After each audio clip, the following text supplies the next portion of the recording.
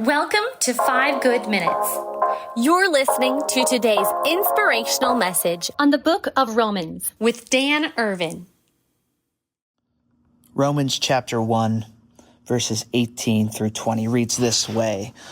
The wrath of God is being revealed from heaven against all the godlessness and wickedness of people who suppress the truth by their wickedness. Since what may be known about God is plain to them because God has made it plain to them.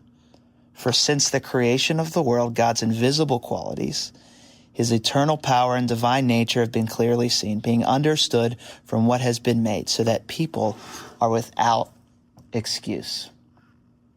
Paul is writing here about God, saying that God has made himself known in a clear way, in a consistent way, not just for those that have access to a Bible, but through the very nature of the world itself, through the beauty of his creation, the feeling of right and wrong that is ingrained in the human beings, the longing for meaning that all of us have, for purpose, for love. These things are inside of us. It is the image of God that we bear, all of them pointing to something that is greater than ourselves. Paul calls this the truth in these verses, and he says that what happens is humanity has suppressed the truth, this word suppress, to hold something down. If you can imagine, trying to hold a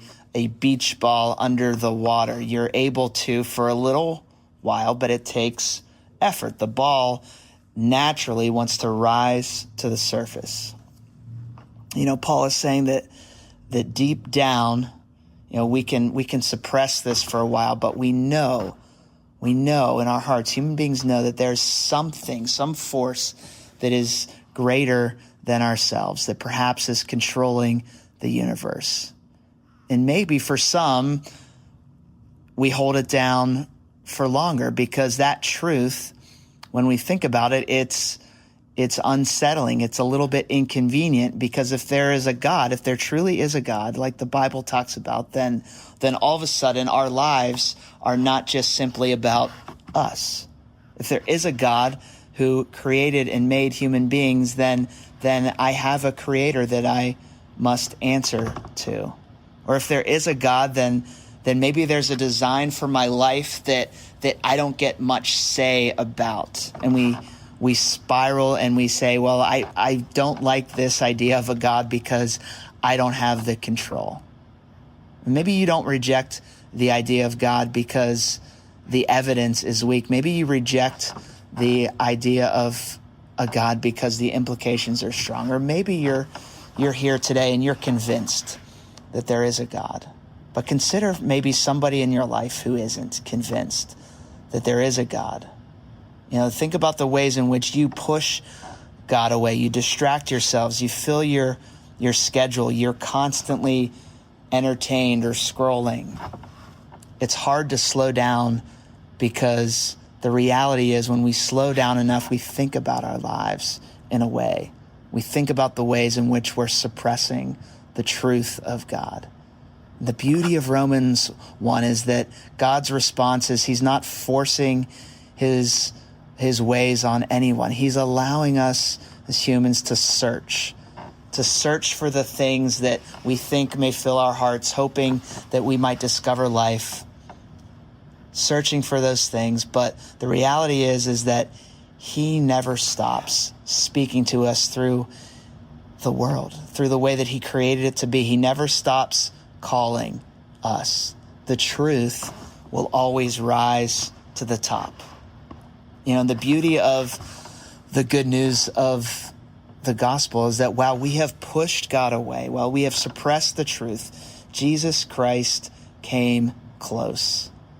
The God that we avoided has actually become the God that pursues us. And on the cross, Jesus took on the weight of our resistance, and he absorbed the wrath of God. The penalty for sin was absorbed by Jesus Christ.